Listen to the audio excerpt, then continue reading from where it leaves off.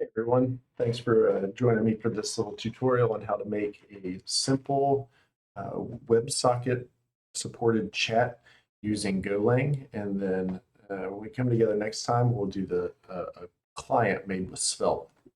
So I originally did this on Twitch and I decided to redo this before publishing on YouTube because I think I left some important things out, primarily showing exactly what this is going to look like. So let's start with that.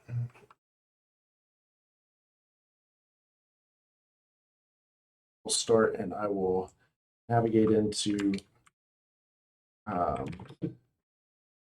into my where I originally did this project.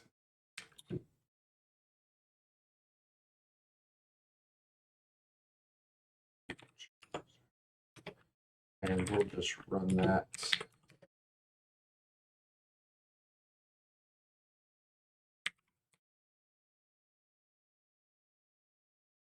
We will check out localhost. Okay, so this is ultimately what we're looking to make. So just an inner screen where you enter in your what server you're connecting to, and you give yourself a username, and then connect to it. And if we duplicate that to Bob, and then now we have two people joining. Say hello. And Bob will say hello, Ben. And there we go. We got a simple little chat application that we're going to throw together. That's what we're looking to make. So we're going to close that down now and take a look at what is happening in the background, just to kind of give ourselves a mental model for what all is going to be happening inside the code. Okay, so first we're going to make the server here, and then tomorrow we'll make the client. But here's what's happened, what the flow that we're expecting to happen. When a client makes a connection to the server is going to store the connection and then create a UID message to send back to the client. And they're going to return the UID message. And I left something out there. Then they're going to follow up with another message that gives the client the chat history, because when another client comes on, we want to be able to show them all the past chats. We don't want just the ones that are going forward. So now at this point, we have a lot of different clients connected, and what we would expect the client or the user to be able to type in a message. What's going to happen in the background is the server is going to store that message in history. So again, they can give it to new connections. Then they're going to broadcast that out to all the clients. Now, then we also have to handle the situation where a client disconnects. How do we handle that? Because we don't want to keep sending messages to a connection that does not exist anymore. So when a client disconnects, the server is going to detect that. It's going to remove the connection from its store, its array of connections that it has. It's going to broadcast to all the other clients that someone has left, and then it's going to ensure that that WebSocket connection is closed. So that's the basics of how all of this is going to work in the background. I'll leave this up and kind of come back to it a couple times in the future so we can reference that. So let's start out with starting a new Go project. A little bigger so everyone can see it. And I'll go back into my Go directory, personal one. I'm going to make a new project. Maker, call this WebSocket chat. And then we're going to go into, and inside of here, we want to create a new module. And this is, I've just started learning Go recently, so I'm new to the whole world of using Go. But from what I understand is the new module system allows you to have projects not inside of your Go directory, which is established when you install Go. But again, I'm adhering to the pattern of keeping it inside Go. But it also allows dependency management to be a lot easier. So we do that by saying go mod init. Now we have a Go mod in there. So what we're going to do now is we're going to open this up in our editor.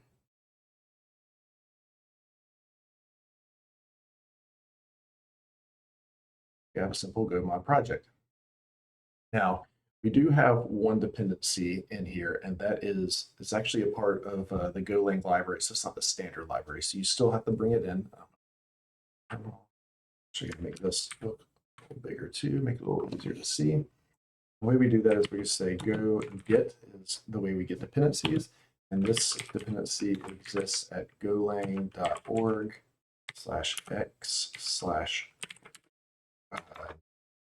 it's the networking package. And now you'll see that we have a go sum and a go mod, which has added in our dependency, showing that that is required for the project. So any Go project has an entry point where it goes in, and then a main function within that. So the typical way of naming convention is just main.go. Let's create that now with main.go. Now, any Go package or any Go project has packages within it. If you're familiar with Java, there are a lot of object-oriented C# the same way with namespaces. This is the way that it keeps files and namespaces separated. So everything in this project is going to be just in one package, which I'm going to call main, package main. And then we're going to start with creating our init function. Okay, so the entry point for any Go package is the main function. But anytime a Go file runs, before it runs main, it will run init.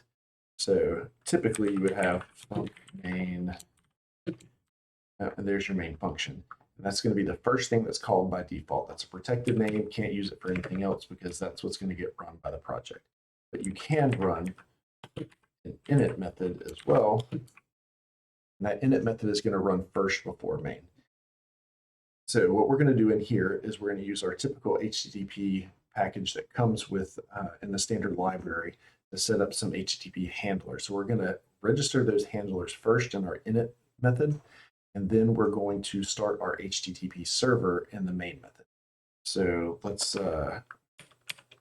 do some good commenting. So init function registers HTTP handlers.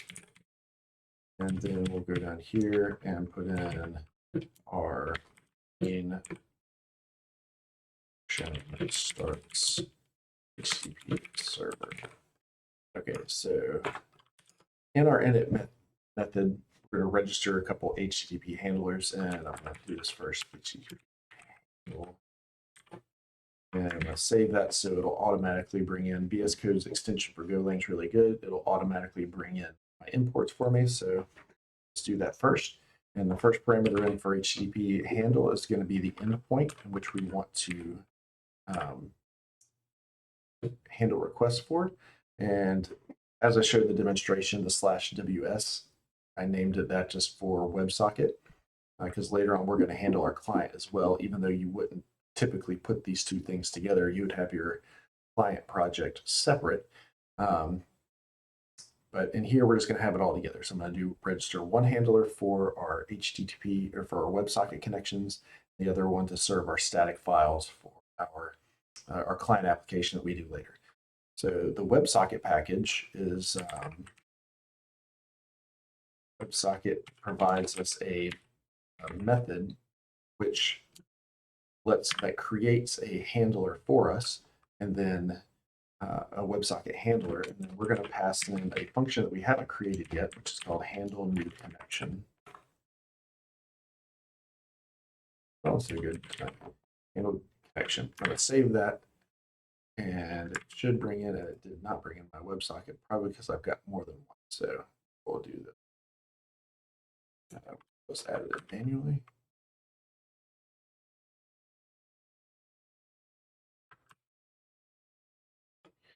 This is going to be that org//net/socket. Okay, so now we have our handler function and handler not declared by package socket.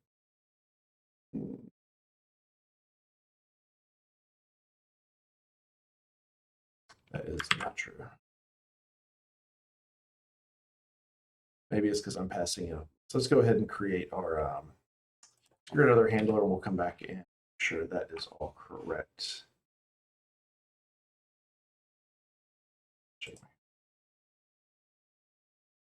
Here's where the bring you see. See if that corrects it.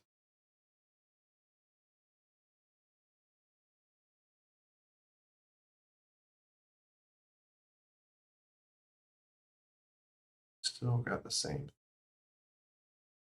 Net.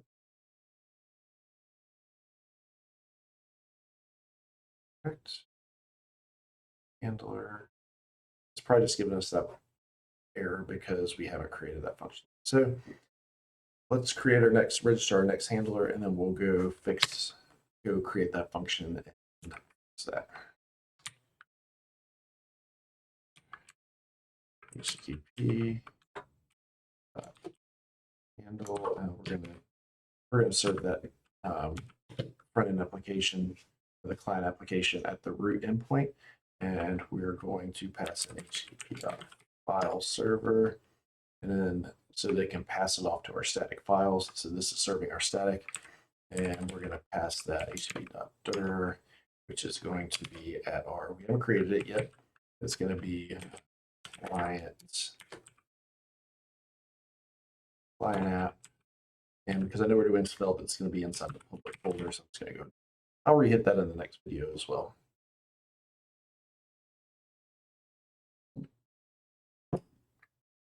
All right, so that should set us up for our main package. Now let's create this handle new connection so that we can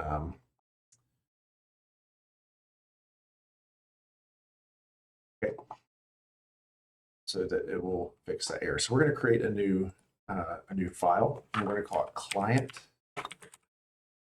This will be a new Go package, and this is also going to be in package menu. And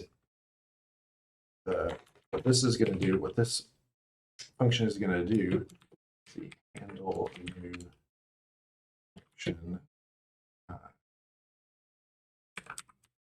function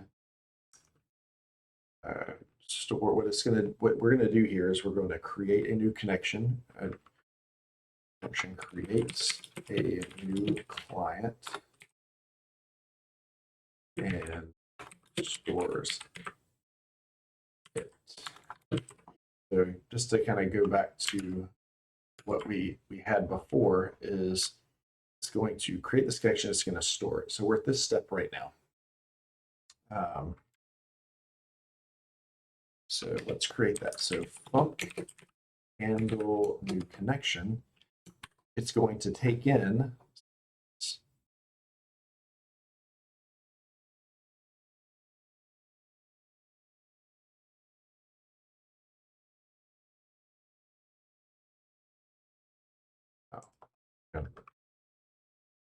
that'll explain it. Handler.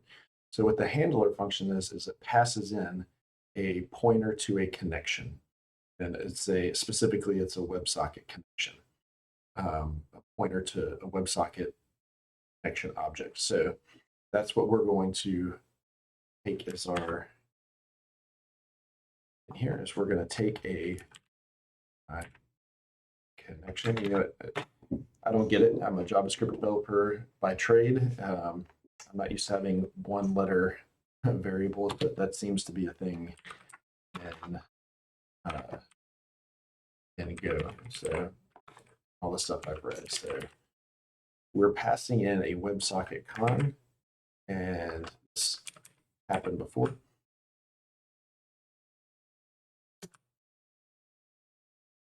I have multiple packages for WebSockets, so this is another package, so I have to update that and go lang org /net/websocket. All right, so now we have that dependency included, and we can continue writing this. So the first thing that we want to do is let's print to the screen that we got a new connection. So log print line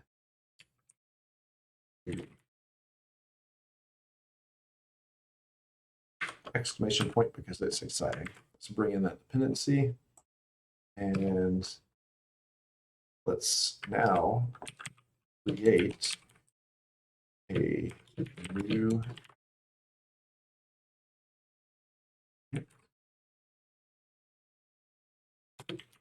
object and add it to the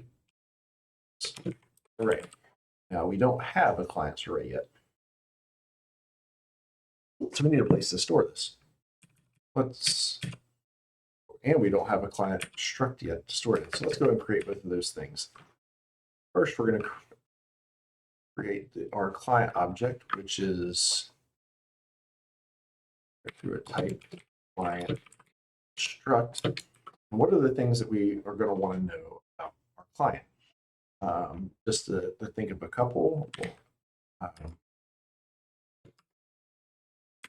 you're going to want to assign an ID. We talked about having a unique user ID.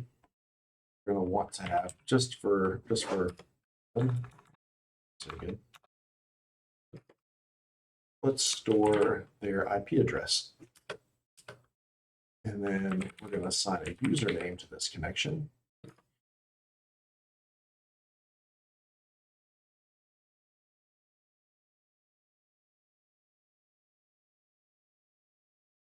Okay. And then we're going to want to store the actual WebSocket connection that was made.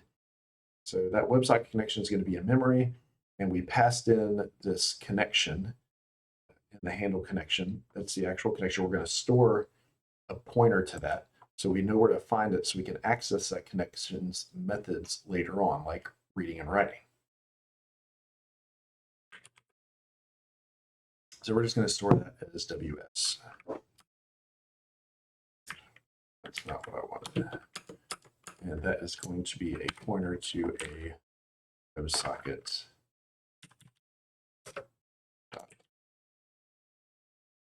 Okay, so we now have our client struct, or class if you're coming from an object-oriented world. And now we need a place to store that. So we're going to create a client slice. It's not really an array, it's a slice. And that is going to be a slice of client. Okay, so we have both of those now. Now let's create that client and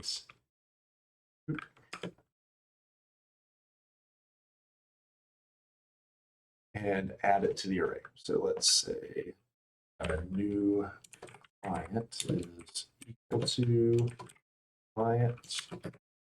That client's ID is going to be, we don't know what that is. We saw to generate that ID. So right now we're just going to leave that as empty, and we'll come back to it. IP, the IP can be retrieved from the connection, and as you can see here, we have these different methods. We have requests. We're not actually going to get host. We're going to get the requests request adder, and that returns a string.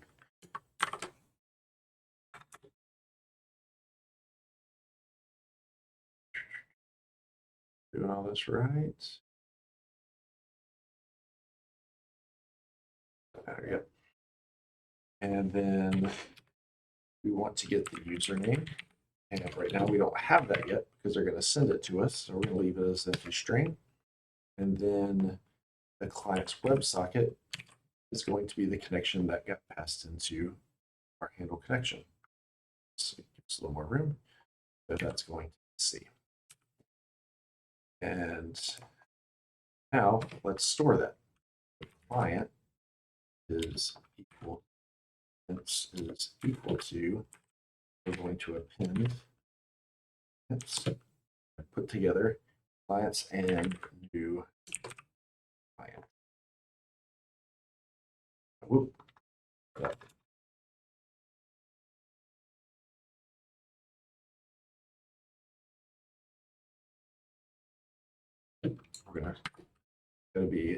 We're going to store a pointer to, so we're going to send the address, sorry, because this is an array of clients, pointers to clients, address to new.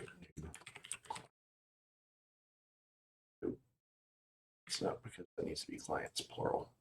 All right, so now we have our, we've added it, but now we have to basically turn on that connection and listen to it. We're going to run a method that starts at listening, right? So we're going to start new client start listening. We haven't created that method yet, so now we're going to create a method. We're going to show a little bit about how we associate methods with our structs. So in fashion, we're going to put that right underneath our struct, and this is going to do the start listening method listens for messages. Okay. And the way that we associate a method with a struct is by declaring a function as normal, and then we pass it client. And what that is that is a pointer to a client. That's a way of referencing itself. So if in Python you say self, JavaScript this, that we're declaring that right here, and then we'll finish our signature with start listening, and now start listening. Now we need to talk a little bit about how this start listening thing is, how it listens for messages. The way we listen for messages are we create a buffer. This buffer can be any size that you dictate, and then set a infinite loop which will continue to listen. And the conditions for breaking out of that loop is if the connection breaks. So let's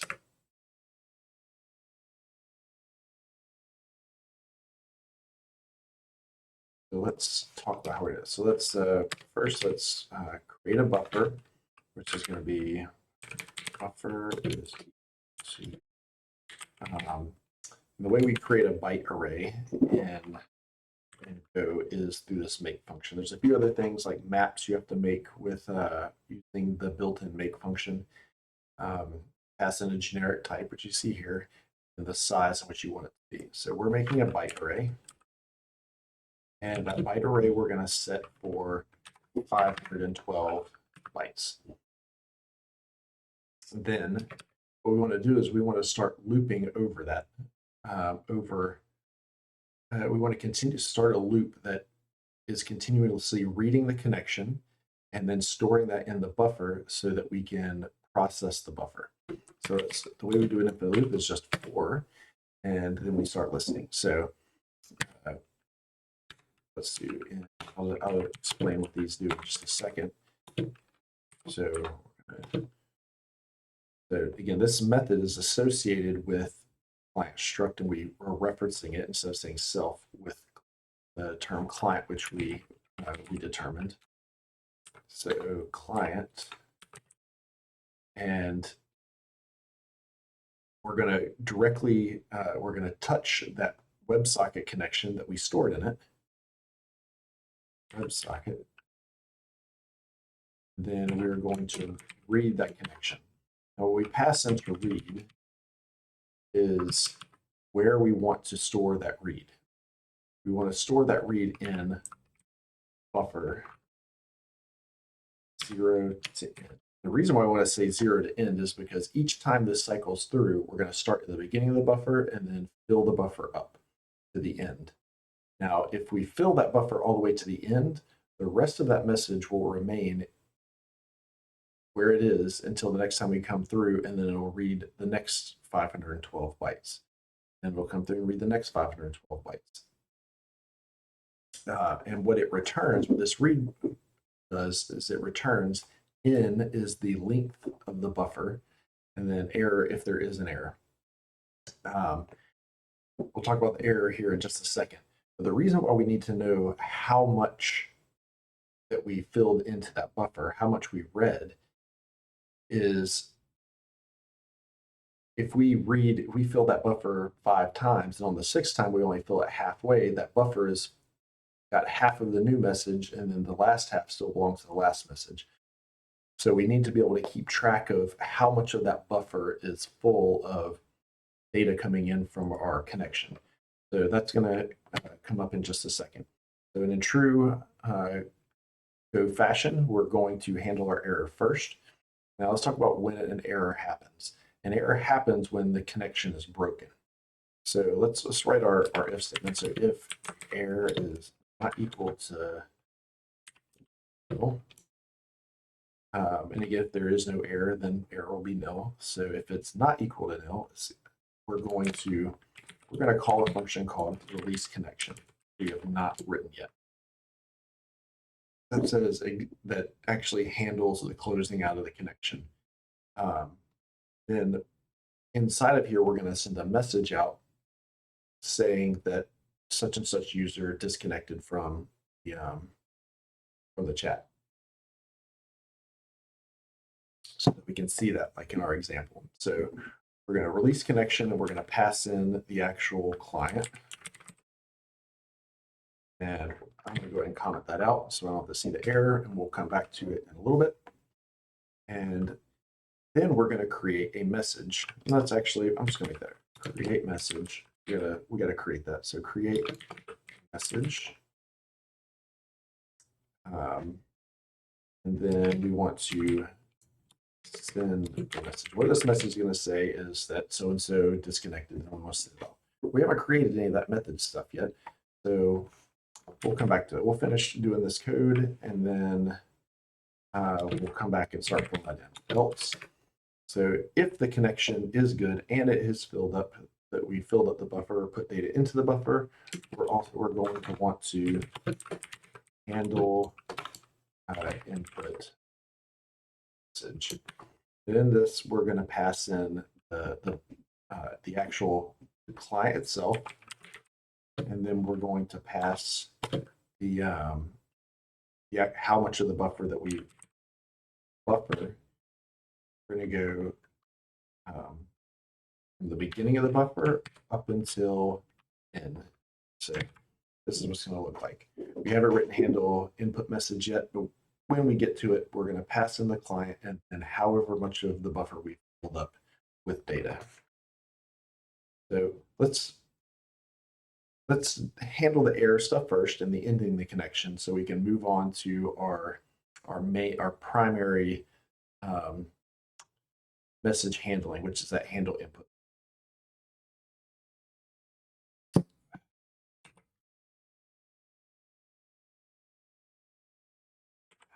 So our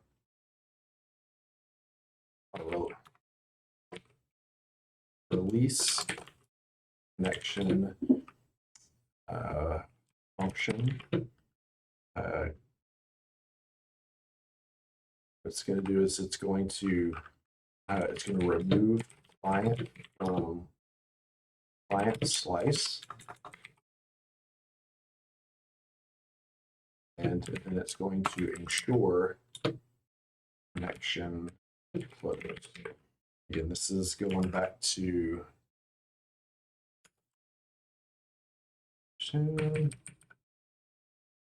we need to ensure that the connection closed or that is removed from our store, and then we're going to broadcast to all the clients and then we're going to ensure that the connection is closed. So that's what we're doing now. So let's do that. So we're going to read that. This connection is going to take in the actual client, which is a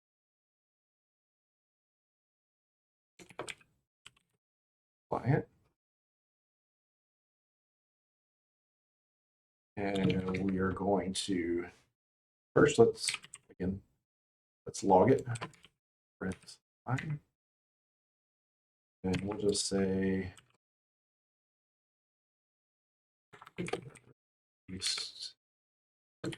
connection.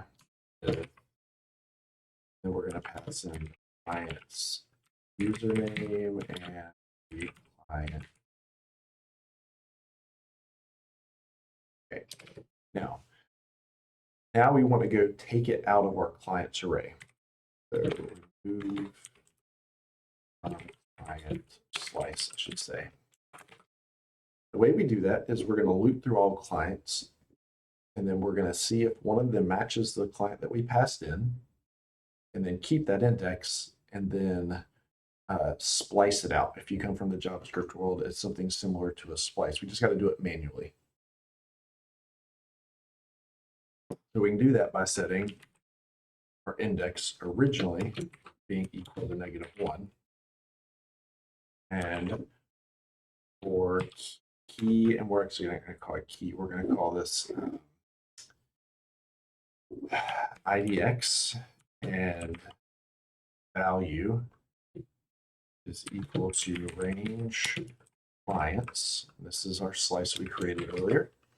And as we loop through these, we're going to say if our client is equal to our value, so the client that we're currently on in this iteration of the loop, we're going to set the index is equal to IDX, and then we're going to break out of the loop. So now we have the index of our actual client, where it is in the client slice. If it's not in there, we got a problem. So we got a handle for that. So if index is greater than or equal to 0, again, if it didn't find anything, index is still going to be -1. And handle for that, or we'll do nothing. But if it is greater than 0, that means it found something. So let's remove it. Clients is going to be equal to append built-in method, and clients up through the index that we found, and then going to append to it clients index +1 through the end, and we have to unpack those or destructure them as you would see destructuring. This is very similar to JavaScript destructuring. So there we have it.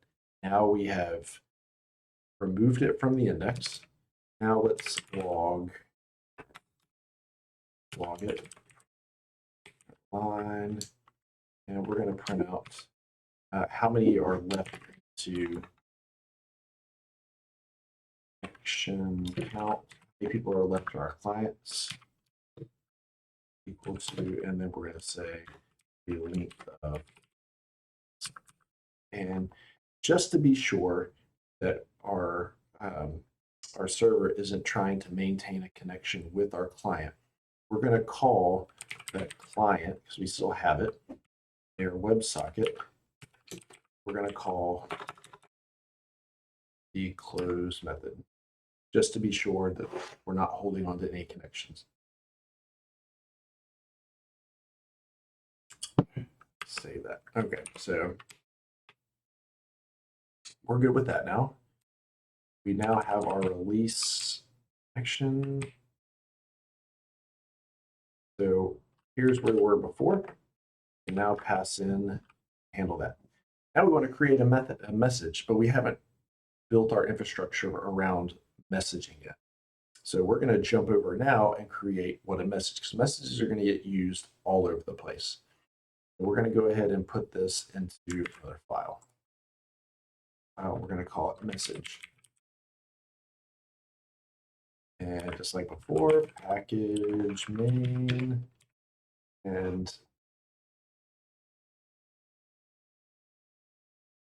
let's say what our let's determine what our messages are going to look like. So it's going to be type, and we're going to declare type or struct type. And inside of here, we want to know in a message, any message is being passed around. What anybody really needs to know is the sender's ID, which is a string, going to be a string, a username, which is going to be a string, and we want to know what the actual message is. The text of it is going to be.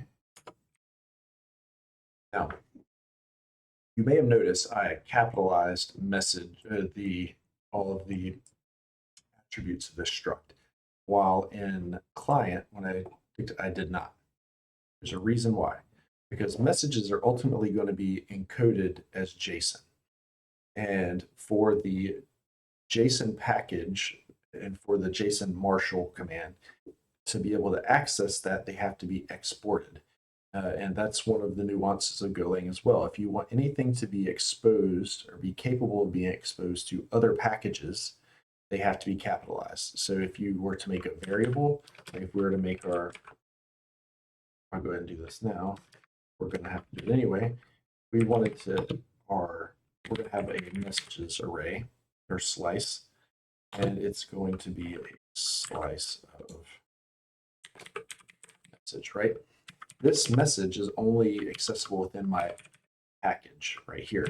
But if I built another package and I wanted access to this, I would have to have it as a capital M. Here, we don't have that problem, but the JSON package is going to need our sender ID to be exportable. So it is a capital S. Here's the thing though, when I marshal this and turn it into JSON and send it to the client, I don't want it to be capital because I'm a JavaScript developer and that's just not how I do things. So I'm going to manually bring it in now. I'm going to go bring in my JSON package, which is encoding JSON. And the way that we can overcome this is we can tell the struct how to handle our struct when it is marshaling it into JSON format. And we can do that by saying JSON, and then I just tell it I want it to be lowercase ID, camel case the ID. That's what I want it to look like. And the same thing goes for here. Do JSON. I want this to be all lowercase. And then here I want the JSON. There's other parameters you can pass into this as well, like omit empty and things like that. Where if that particular attribute has the default empty value, it will not include it in the JSON object. Not worried about that now because these are all going to be required fields.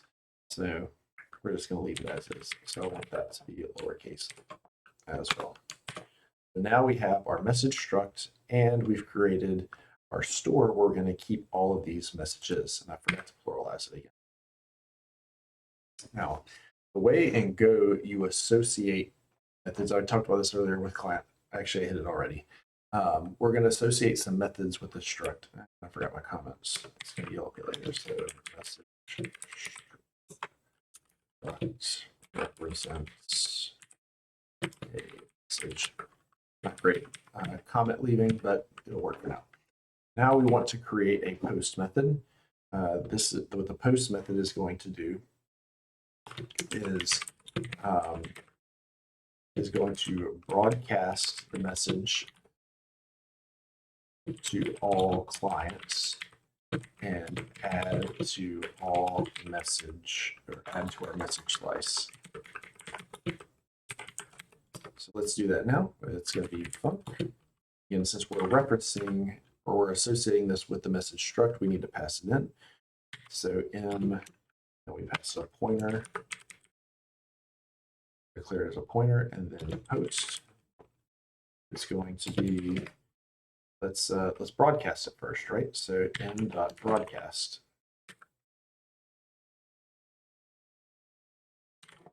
Notice, because I'm saying m.broadcast, that would have to be a method associated with the message struct. We haven't created it yet, so we'll get to it. Let's go ahead and add it to our messages array. So messages is going to be equal to append, and two things together is messages and message. And so we need to pluralize these things. Okay, now we need to have this broadcast, which is broadcast to everyone. So the broadcast method sends message to all clients. Slice. We're going to loop through all of the clients in the client slice, and we're going to broadcast it to them. So let's do this again. And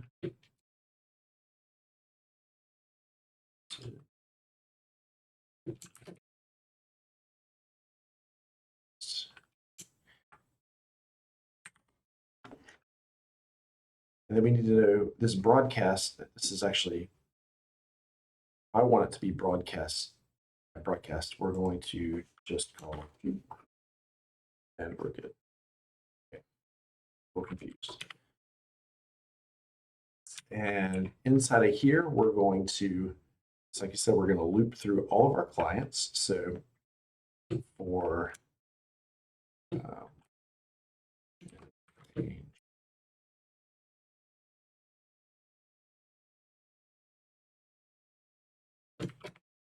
like I said earlier, when we looped through an array earlier, the first element is the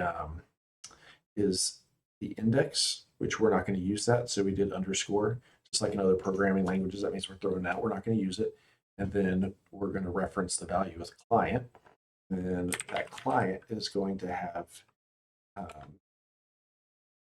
a broadcast to method, which we're about to do in just a second.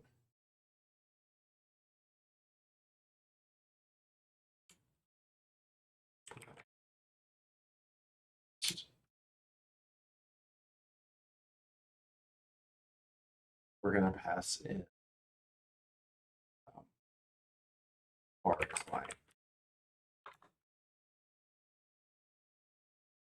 Oh, that's not the message. We want to broadcast it to each of those clients. Again, we haven't written this broadcast method associated with the message yet, so we need to do that now. Or broadcast to. This is sending it to one. So the broadcast to method sends message to the past trunk.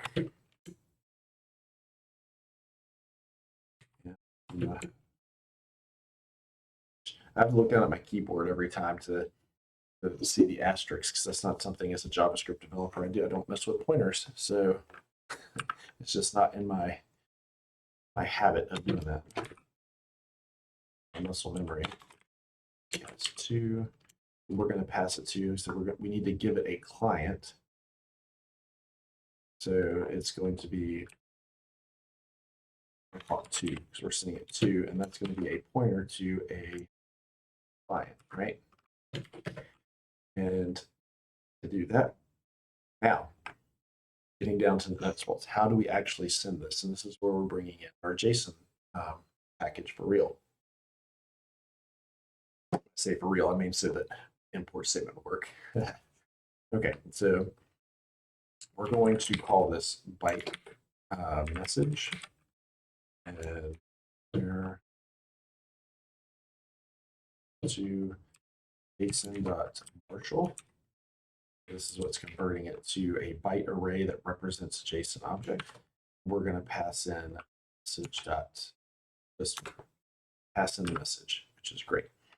We're not handling for the error. I think it. See, yep. We're not handling for the error. We should, but I'm not doing it right now. Now we're going to access the to client that we're passing into it. Client 2. We're going to access their WebSocket connection that we're tracking inside of that object, inside that struct. And then we're going to say write. We're going to write to that connection byte message.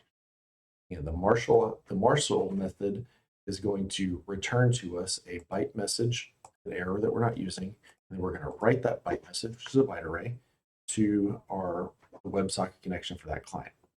Going back up to broadcast for all, we're going to loop through every single client inside of our clients array, and then we're going to call this broadcast to, and then call this, which is send it to them. Very simple. Okay.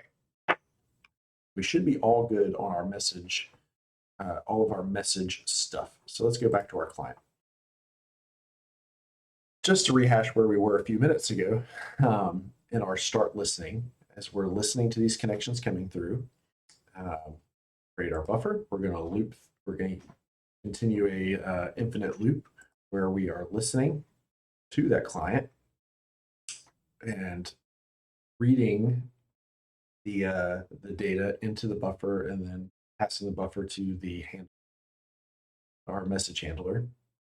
But if there's an error, that means the connection ended, right? And we just handled all of that, ending it a minute ago. And we want to create the message and send a message to everyone that says, hey, we just had someone leave the server. So let's add that in now. So our exit message is going to be equal to a message, right? Where the things we have to have in here, we have to have our sender ID or user name. So our sender ID is going to be equal to system, right? So I haven't got to this point yet, but the way that I'm handling anything that's sent by the system, because in our example, we had things are styled on the front end depending on who sent what. And we're going to be sending that a user ID with each one. But how do we know that a system sent it? We're just going to give it the name system and say that's the user ID and the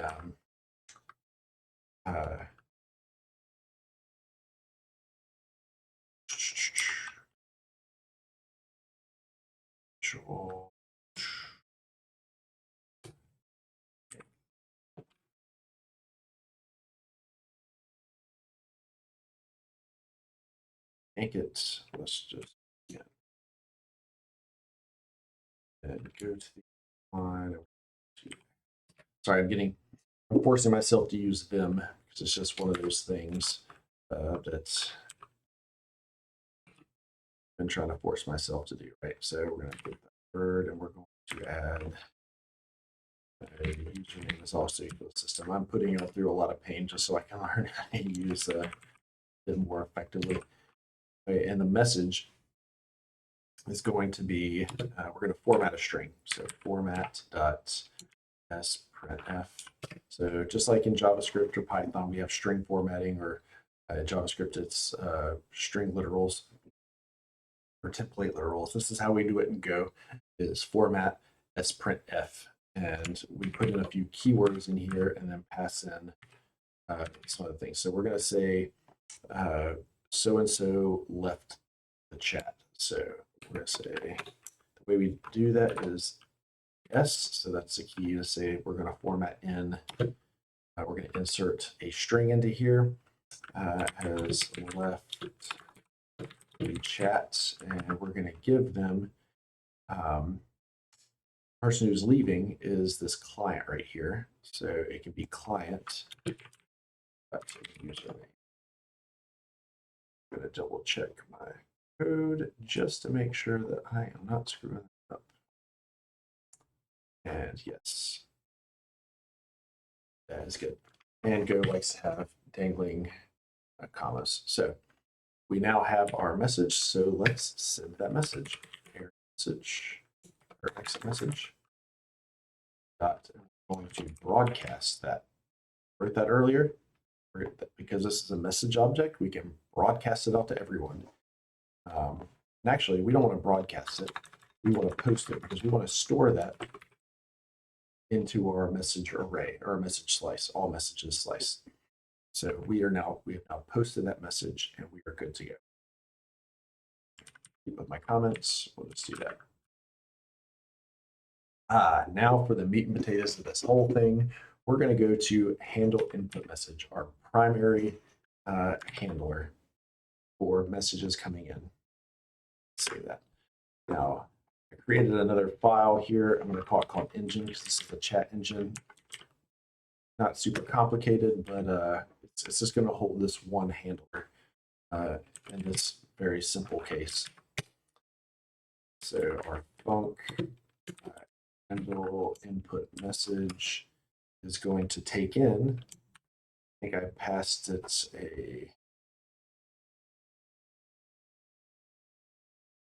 sent it the client, and then I sent it the data, which is a byte string. So the client is going to be, which is a client, and it's going to be, I think I would call that from. We'll call that from.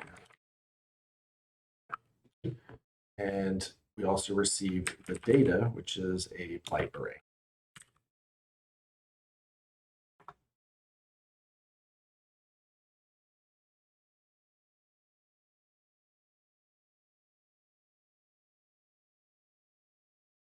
Okay.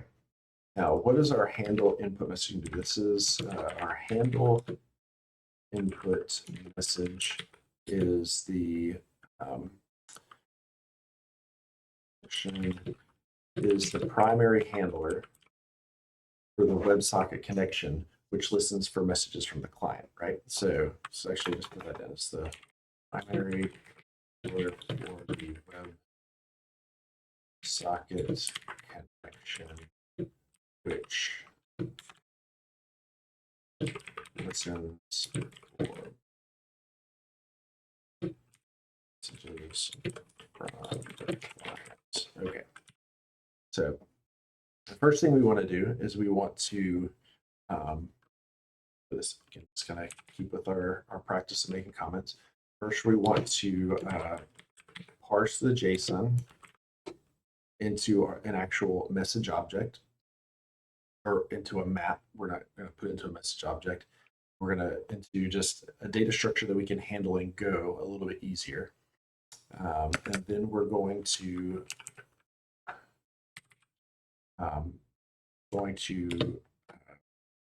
based on the action,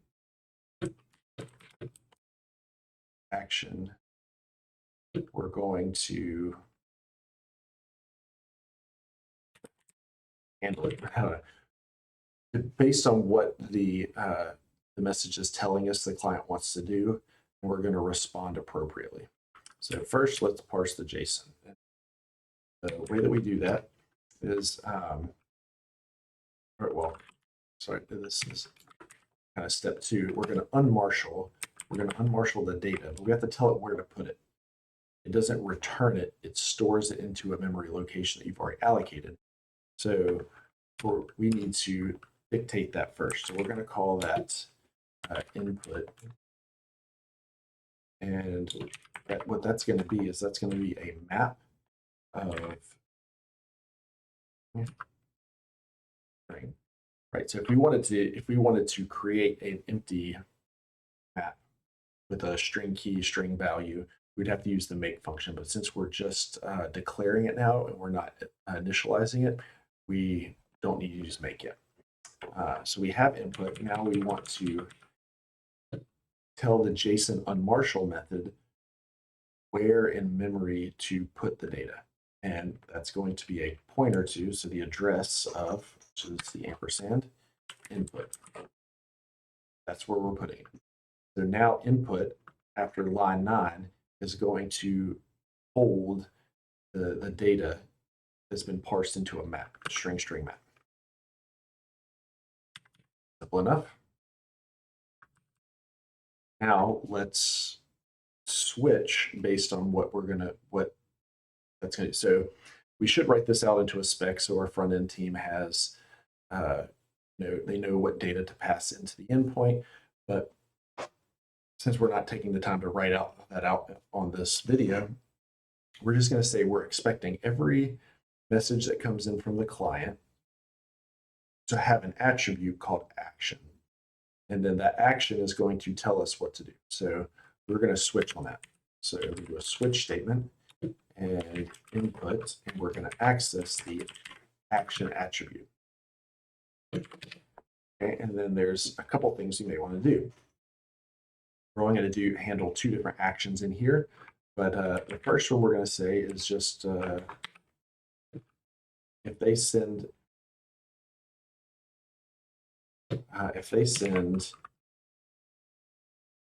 post underscore message, I'm going to forget that later, though, the underscore is in a dash.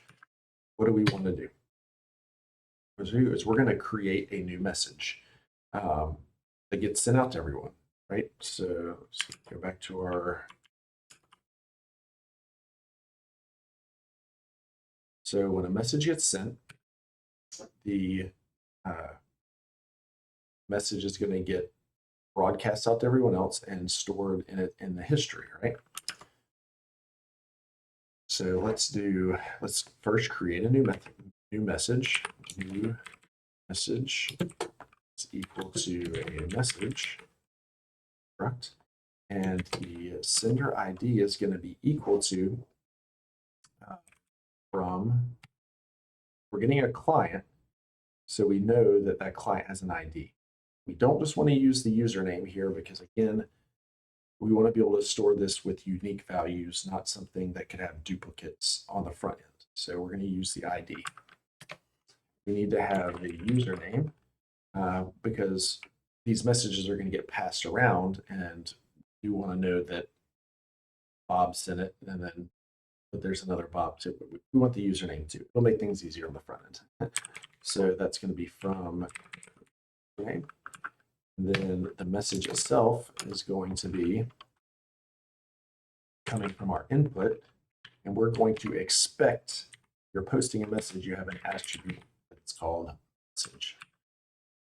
Simple enough, right? Now that we have that, let's post it. New message dot post. Simple enough. Now we can just go down to our next case.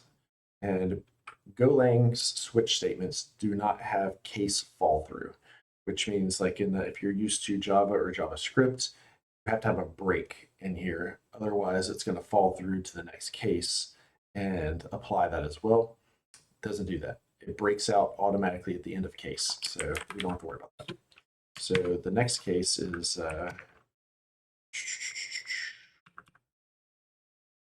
going to be, let's think of something. We talked about here too that what is going to happen when that first message is sent, right? Make a connection. The server needs to know that this is a first connection so that it can create a user ID and then send it back to the user, right? So return the UID, and then we're going to return the chat history. So let's create, that means there's a difference between a first message and then later messages. So we're going to call this action initial action. Now, what do we want to do if there's an initial connection? Something I didn't mention in that slide was with that initial connection, we're going to have the user send us, I'll come back to that at the end. Let's create the message first because I'm just confusing things. So we'll create our new message is going to be So going to be a message. And this new message that we're going to send initially back to the user has their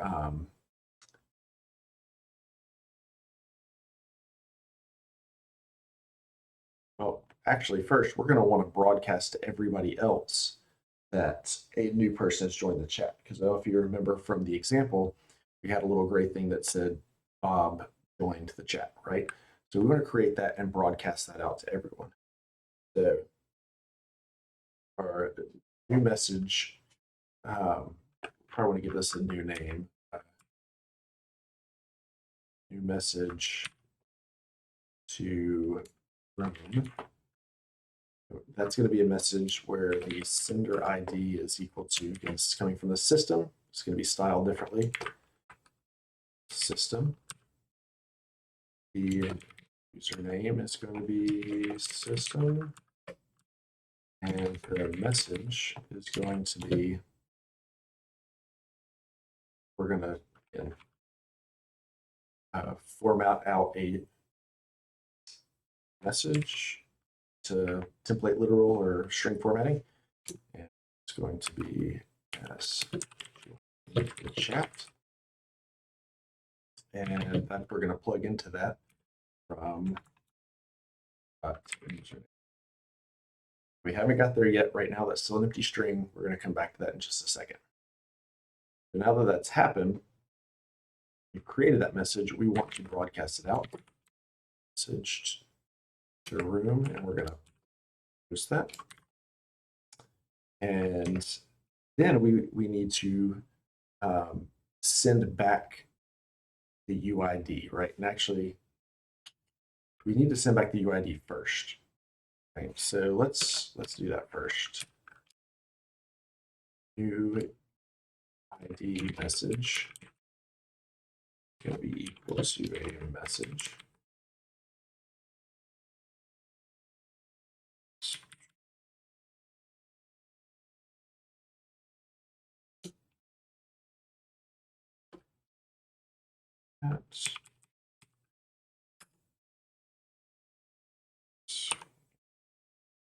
Paste it.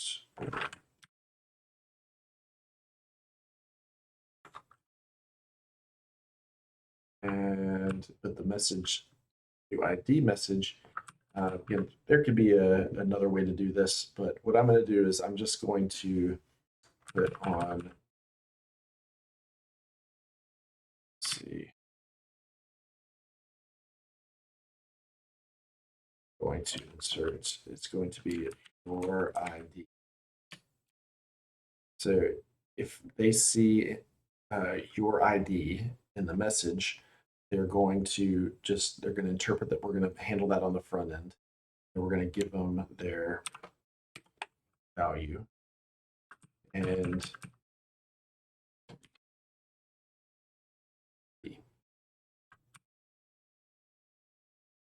so then we're going to want to send that to them. But we want to be able to send it directly to them. We don't want to send it to everybody else, right? Because that's going to cause all kinds of problems. Everybody's going to change their ID to this when they get this message, right? So we need to just send this to that one. But we have access to that from this from and client. So we can just say from, we can access their WebSocket, and we can write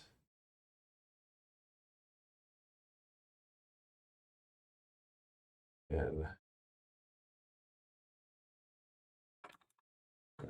say, sorry, I'm going to set up new ID message dot broadcast to. We're going to send it specifically to someone, and we're going to send it to from.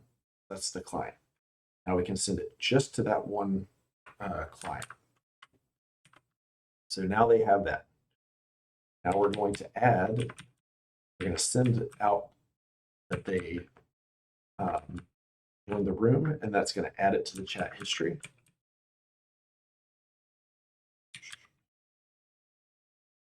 So we added it to the chat history. Now we need to I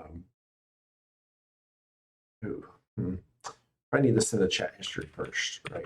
because that's what they're expecting, is that the very next message will be chat history. So let's create our chat history right now. Our chat history is going to be, again, in there. We're going to marshal some JSON. Equal to JSON.marshal. We're going to marshal messages, our slice of all messages, right? Should handle that error. Actually, it's just not handle it. Not good. But now we want to send this directly back to them. And this is not a message, so we don't have a broadcast to method. So what we're going to do is we're just going to send it straight to them from we're going to access their connection directly. Websocket.write chat history. Okay, so the first thing they're going to get back is a message with their ID. Then they're going to get their chat history. And then they're going to get, we're going to create a new message saying they joined the room. And then we're going to send that out to everybody. Very, very good. Okay. That should be everything, I believe.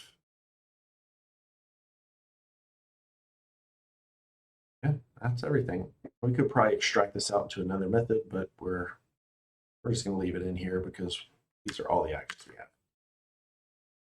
I believe that is every.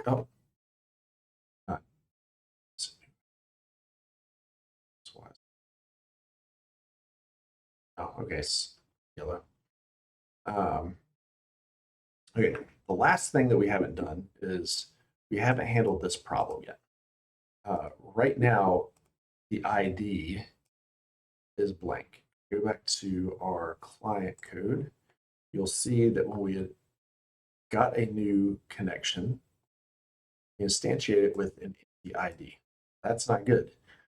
So what we're going to do is we're going to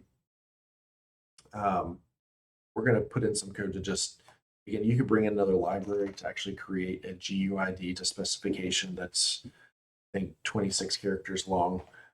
We're going to be happy with 6. So let's create a function real quick that's called, let's see, get ID, user ID function generates a random 10 character. Okay, and this is going to be func get user ID. I probably should call it generate user ID. And it is going to take no parameters, but it's going to return a string for us. And I'm not going to bore you with this.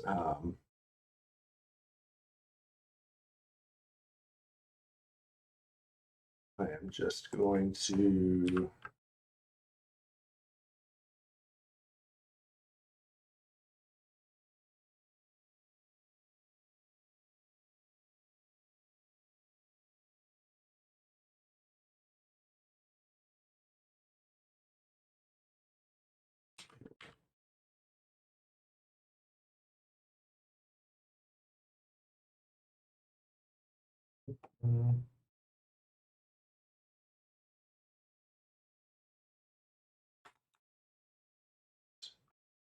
so it looks like we are going to have to type it out real quick.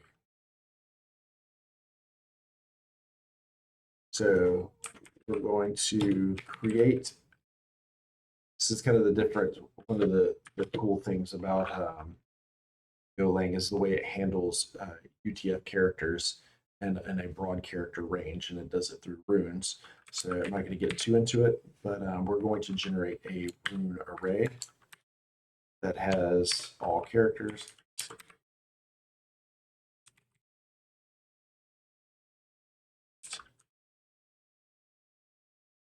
see.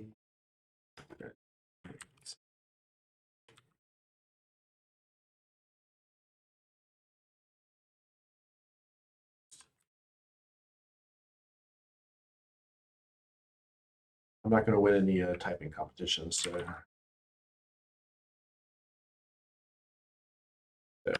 there. Now we have an array that's been constructed with all of those characters, and we're going to pull in the random package, which is part of the standard package. We're going to seed it with the current time, so we know we're getting something truly random, well, pseudo random, something that's got a new seed every time it's run. So we'll do that, bring in the time package. Now this is a common what you see a lot of.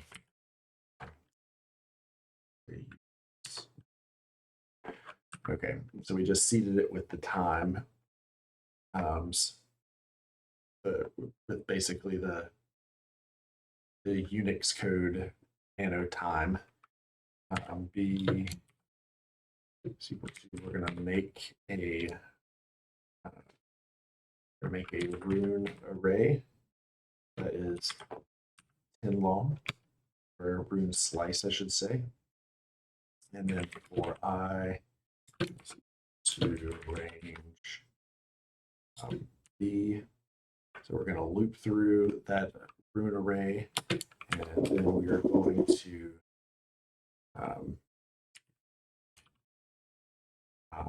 we're going to insert in a random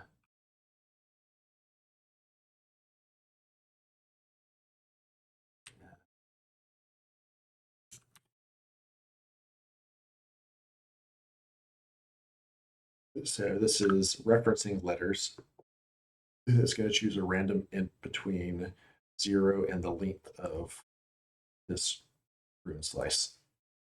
So outside of that for loop, we're going to return. We're going to cast it to string, and we're going to do cast B. So there you go. We have now created a string and given it back. So when a new connection is generated or created, we're going to generate a user ID, random 10-character user ID. And that is what's going to be associated with the user for the lifetime of the connection. So we have an empty username, which now we need to set that username. So we have access inside of our handler, who it's coming from. So we're going to set that now from .username is equal to what? And this is another thing that we're going to expect from the user on this initial connection is a username attribute in the JSON object. And then we'll return back their ID and send that to them. Then we have their chat history. We'll send them the chat history back. Let's actually do this. Let's comment this. Set username.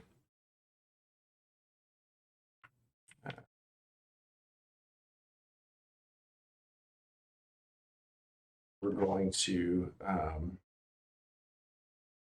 create and send a message with client's ID. Now the client's going to know what their ID is. They can store it in the state of the front-end application, so they can style based off of where things come from, because every message is going to have that sender ID associated with it. And then we're going to broadcast that back to them. So we're going to send it to them. And then we're going to marshal the chat history. So send chat history. There we go. We want to announce to the room, announce to chat that the user has arrived. So that all should be good. I'm not seeing any errors. So styling. It definitely likes having ID. That's my formatting. Okay. So if all is well, it should be good. We should be able to run our code. Let's find out. Am I saying go run all files that in go? Again, when you build, it brings it all together, but when you run it, you have to run everything that's a Go module that's being referenced. So we're going to run everything that says Go and see what happens. Like that. Let's why. Go. Ha! That would be why. So we register our handlers, but we never actually initialized our server. So let's do that. We're going to say log.fatal. The http listen and serve. And we're going to pass into it a port 3000. And I'm forgetting what the next parameter. This is a handler. No. So we registered all our handlers up here. So now our actual server will start. The HTTP listen and serve only returns an error. Since this continues listen and serve continuously, it only kicks out an error. And if it gets an error, then this log.fatal will get called and then let you know what happened. So let's try that again. Nothing's happening, so that's a good sign. So let's try testing this out. I'm not an expert in Postman, but I believe it has in the beta now WebSocket connections, and I've tested it. So let's try that out. All right, so we have our connection here, which is listing on port 3000 WebSocket. And the first connection is going to expect to connect to it. So on our initial connection, the first message, let's first connect. Let's see. Okay, we are connected, that's good. So now the server is expecting the first message to be one that has an action of initial connection. And then in that, it's expecting a username to be passed in as well. So say, let's see what happens when I send that. So I send it, I get a message back from user with my ID. I get null because it's an empty array. There's nobody else in the chat room. And then I have a message broadcasted to everybody saying that my particular user ID has been has connected in. So good to go. Now let's try a post message. And we're going to say hello from Postman.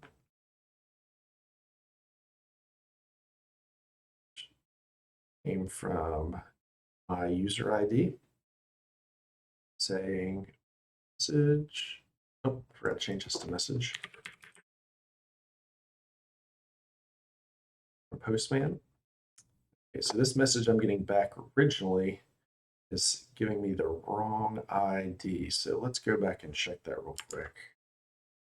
Let's say engine, this message, initial connection, gave me my ID.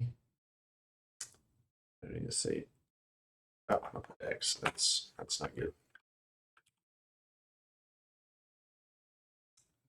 Not too sure what the X handler does. There's a whole lot of them. If you check the docs for the format package, it will tell you what all these little messages do. So let's try that again.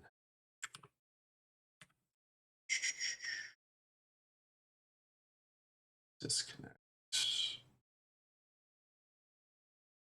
Connect again. There's this. We're gonna connect. We are connected. We're gonna say connection. say my username is Postman.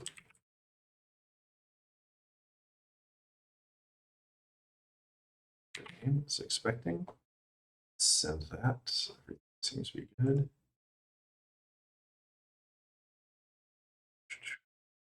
Good. Awesome. That's all that we're expecting. Good. Now let's try this post message again.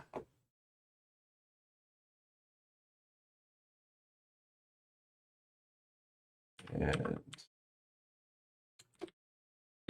Postman or is expecting message, not username. If that matches, everything matches. I now been sent a message back. Look from Postman. Very nice. So everything should be good right now. Let's open another connection. Let's duplicate this tab. We're going to connect another user. Connect. We're going to send their an object of action show action. Selecting a username. And we're going to say this is from Insomnia. No, we're not in Insomnia. Let's see what happens. All right, so got my user ID back. I got an array with system messages. Postman joined the chat. Postman saying hello from Postman. And then another message broadcast out saying that Insomnia has joined the chat. So now we have everyone in the room, just as we expected. And we got 2 new connections. Great, everything's working just as expected. So back over. That is everything for setting up our basic chat server. And next time we come together, in part 2, we're going to create the client application using Svelte. I love Svelte. Make it look pretty, and we'll manage the WebSocket connection from the front end. So thanks for coming and watching. I would say like and subscribe, but I don't make videos often enough to say that. But sure, go ahead anyway. And I look forward to y'all coming and joining me for the next one. I'll try to stream it on Twitch, and we'll see you then.